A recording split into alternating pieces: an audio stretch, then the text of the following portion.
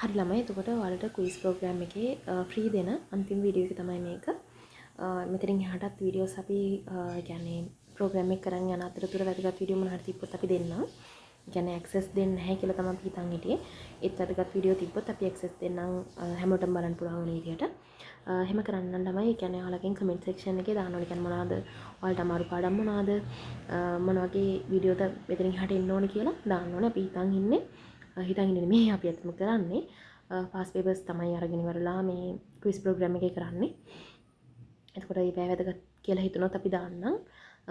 එහෙම දාන්න නම් ඔයාලගෙන් කමෙන්ට් එකක් ඕනේ. ඔයාලට මොන පාඩම්ද අමාරු කියලා දාන්න. එතකොට අපි යමු එහෙනම් මේ ප්‍රශ්නේ ළමයි. මේකෙදි ඔයාලගෙන් අහන්නේ දැන් මම ඔයාලට බණ කියන ගානට කියවනේ වැදගත් වචන රවුම් කරගන්න කියලා. ඒක සෑහෙන වැදගත්. හොඳද? ඒ නිසා තමයි කියන්නේ. එතකොට ප්‍රශ්නේ බලමු අපි න්‍යෂ්ටික අම්ලවල ව්‍යුහාත්මක ඒකකය වනුයේ කියලා අහන්නේ. ඒකට ඔයාලා දන්නවා න්‍යෂ්ටික අම්ල කියලා ඔයාලට තියෙන්නේ සිලබස් එකේ DNA සහ RNA. අපි කියනවා ඩිऑක්සි රයිබෝ නියුක්ලියික් අම්ල, රයිබෝ නියුක්ලියික් අම්ල. ওই දෙක ගැන තමයි තියෙන්නේ. එතකොට මේකේ ව්‍යුහාත්මක ඒකකය ගැන තමයි අහන්නේ. හරිද? න්‍යෂ්ටික අම්ලවල ව්‍යුහාත්මක ඒකකය එහෙම නැත්නම් තැනුම් ඒකකය මොකක්ද කියලා. ඔය තැනුම් එකක් ගැන කතා කරද්දි ළමයි මම ඔයාලට කිව්වා පබළු මාලයක් හිතින් හිතා ගන්න කියලා. හරිද? මේ පබළු මාලයක් තියෙනවා. මේ පබළු මාලේ එක පබළුවක් එළියට ගත්තාම මෙන්න මේකට තමයි අපි තැනුම් ඒකකයක් කියලා කියන්නේ. හරිද? එතකොට ඔයාලට උත්තර හතරක් දීලා තියෙනවා. ඇමයිනෝ අම්ල, මේද අම්ල, නියුක්ලියෝටයිඩ, මොනොසැකරයිඩ කියලා. ඇමයිනෝ අම්ල ළමයි එන්නේ ප්‍රෝටීනත් එක්ක. හරිද? ඒ කියන්නේ ප්‍රෝටීන වල තැනුම් ඒකකය තමයි ඇමයිනෝ අම්ල කියලා කියන්නේ. ඒකට ඒක නෙමෙයි ආන්සර් එක. ඊළඟට මේද අම්ල මම ඔයාලට කිව්වා අර මේ මතක තියාගන්න අමාරු නම් ලිපිඩවල තැනුම් ඒකක කියන්නේ ලිපිඩවල තැනුම් ඒකක දෙක මතක තියාගන්න අමාරු නම් මේ වගේ අර පොඩි රූපයක් අඳගන්න කියලා. මේකේ ඔළුවට අපි කිව්වා ග්ලිසරෝල් කියලා. මේ තුනට අපි කිව්වා මේ දම්ලණු තුනක් කියලා. හරිද? එතකොට ඔයාලට තැනුම් ඒකක දෙක ওই පොඩි රූපෙන් මතක තියාගන්න පුළුවන්. හරිද? මේව තමයි ඒකේ තැනුම් ඒකක එන්නේ. හරිද? මේ තියෙන මේ දම්ලණු තුන, මේ තියෙන හිස කියන්නේ ග්ලිසරෝල් කාණ්ඩේ. එතකොට මේක මේද අම්ල කියන එකත් එන්නේ නැහැ. මොකද අහන්නේ අපෙන් න්‍යෂ්ටික අම්ලවල ව්‍යුහාත්මක ඒකකය. හරිද? මේද අම්ල කියන එක එන්නේ ලිපිඩවල ව්‍යුහාත්මක ඒකකයට. නියුක්ලියෝටයිඩ. ඔයාලට මම කලින් ඩිස්කෂන් එකෙත් ඇඳලා පෙන්නුවා ළමයි නියුක්ලියෝටයිඩයක්. හරිද? මේ තියෙන නියුක්ලියෝටයිඩයක් මම වැඩි විස්තර කරන්නේ නැහැ. මොකද කලින් එකෙත් කරපු නිසා. මේ නියුක්ලියෝටයිඩය තමයි ළමයි නියුක්ලියික් අම්ලවල තැනුම් ඒකකය වෙන්නේ. එතකොට මෙන්න මේකයි වෙනස් වෙනවා කියන්නේ අම්ලයෙන් අම්ලයට වෙනස් වෙනවා. මෙන්න මේ දෙක ෆොස්ෆේට් කාණ්ඩ නම් එකම තමයි. ඒක තමයි එතකොට ආන්සර් එක වෙන්නේ. මොනොසැකරයිඩ් යටතේ ළමයි අපි කතා කරා ග්ලූකෝස්, ෆ්‍රක්ටෝස්, ගැලැක්ටෝස් කියලා. එතකොට මේ තුන් දෙනාත් තමයි ඩයිසැකරයිඩ්, පොලිසැකරයිඩ් වල තැනුම් ඒකක වුණා. හරිද?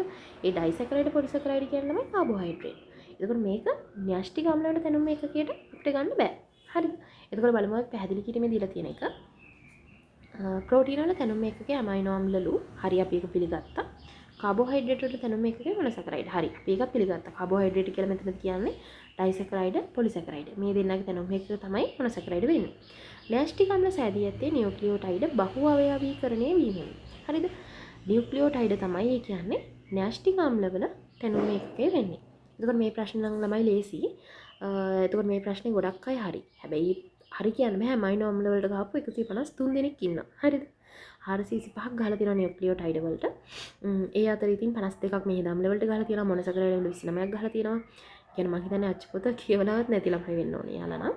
හැබැයි දැන් සෙල්ලම් කරන්න කාලයක් නැහැ. හරිද? මොකද O level exam එක දැන් මේ අපි මේ වීඩියෝ එක මම දාන්නේ මේ මාසේ. හරිද? මේ මාසේ 29 වීඩියෝ එක කරන්නේ. එතකොට මේ මාසේ 29 කියන්නේ තව පොඩි කාලයයි මේ අවුරුදු එක්සෑම් එකට තියෙන්නේ. හරිද? මේ අවුරුදු එක්සෑම් එක දෙසැම්බර් වලම තියෙනවා. හරිද? එතකොට පොඩි කාලේ තියෙන්නේ. ඒ නිසා එක්සෑම් එකට ලෑස්ති වෙන නම් දැම්ම වැඩ කරන්න ඕන.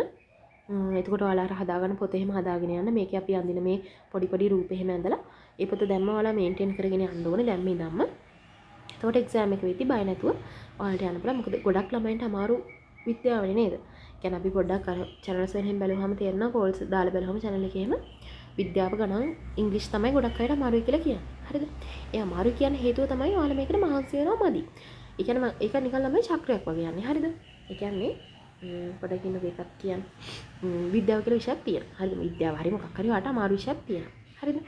මේක අමාරු නිසා ඔයා මේක පාඩම් කරන්න කම්මැලි. හරිද? මේකට වැඩ කරනවා කම්මැලි. ඒ නිසාම වට මේක ආයි අමාරු වෙනවා. හරිද? මේක අමාරුයි. ඒ නිසා මේකට පාඩම් කරන්න වැඩ කරන්න කම්මැලි. ඒ නිසාම වට මේක අමාරු වෙනවා. හරිද? මේක නිකන් අර චක්‍රයක් වගේ එකක්. එතකොට මේ චක්‍රය කැඩෙන්න නම් ඔයා මේක අමාරුයි හරි මේක පිළිගන්නවා කියන්නේ සංකීර්ණයි කියන පිළිගන්න පුළුවන්. පිළි අරගෙන ඔයා මේකට වැඩ කරන්න ඕනේ. මහන්සි වෙන්න ඕනේ. මහන්සි වෙලා ඔයා මේක ලේසි තැනකට ගෙනාවෙන් පස්සේ ඔයාට මේක තවදුරටත් අමාරු වෙන්නේ නැහැ. හරිද? ඒ නිසා පුළුවන් තරම් ළමයි මේකට වැඩ කරන්න ඕනේ. වැඩ කරන්න කියන්නේ අර පොත බලාගෙන කියවන එක නෙමෙයි මං කියන්නේ. පොතේ තියෙන කරුණු ටික සරලව ඉගෙන ගන්න ඕනේ මුලින්ම. මේක තමයි වැදගත්ම දේ. ඒකට ඉතින් ගුරුවරයෙක්ගේ උදව්වක් ඕනේ. සරලව ඉගෙනගෙන ඔයාලට පුළුවන් පාස් පේපර්ස් ඇසුරෙන් පාස් පේපර්ස්ම කරන්න ළමයි. හරිද? දැන් අපේ ප්‍රෝග්‍රෑම් එකේ තව පාස් පේපර්ස්ම තමයි දාන්නේ. මොකද එක්සෑම් එකට යන්න කලින් අපිට මොහත් වෙලා යන්න. හරිද? පුරුදු වෙලා යන්න පුළුවන් වෙන්නේ එක්සෑම් එකට කොහොමද මුහුණ දෙන්නේ කියලා පුරුදු වෙලා යන්න පුළුවන් වෙන්නේ පාස් පේපර්ස් කරොත්. මොකද පාස් පේපර්ස් වගේම එකක් තමයි එතනදී වට එන්නේ.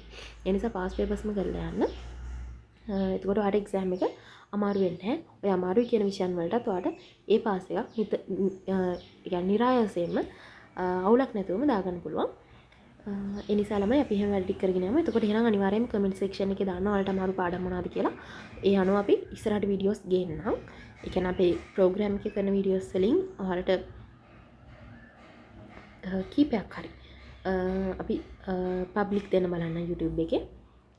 එහෙනම් ළමයි එහෙම දාගෙන යන්න කමෙන්ට් සෙක්ෂන් එකේ. හරි ළමයි එහෙනම් වැඩ ටික හොඳට කරගෙන යමු. ජය වේවා.